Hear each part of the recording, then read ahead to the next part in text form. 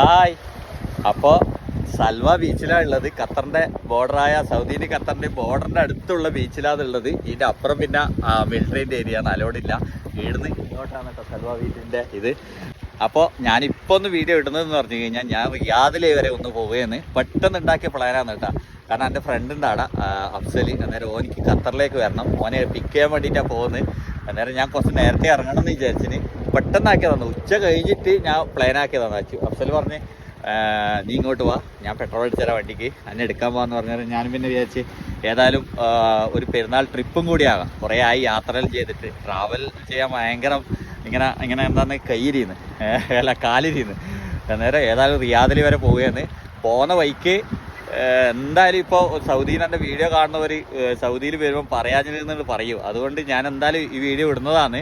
ആരെങ്കിലും ഉണ്ടെങ്കിൽ കമൻറ്റ് ചെയ്യും. നമുക്ക് റിയാദിലേക്ക് പോകുന്ന വഴിക്ക് കാണാൻ പറ്റുന്നവരെ കാണാം.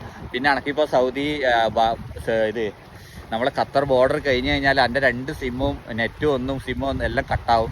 പിന്നെ എനിക്ക് സൗദിയിൽ സിം എടുക്കണം. സിം ഏതായാലും ഞാൻ എടുക്കാനില്ല, നോക്കട്ടെ.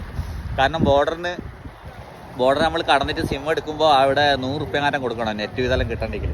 ഞാൻ പരമാവധി നോക്കാം സിം എടുക്കാൻ പറ്റുമോ എന്നുള്ളത്. ഇല്ലെങ്കിൽ ഞാൻ സിം എടുക്കില്ല. പിന്നെ ഫ്രണ്ടിൻ്റെ അടുത്ത് എത്തിയാൽ നെറ്റ് കിട്ടും. എന്തായാലും ഞാൻ ഇന്ന് അങ്ങോട്ട് പോകാൻ പോയെന്ന്, വൈകുന്നേരമായി, റിയാദ് വരെ എത്തണം. അന്നേരം ഓക്കെ.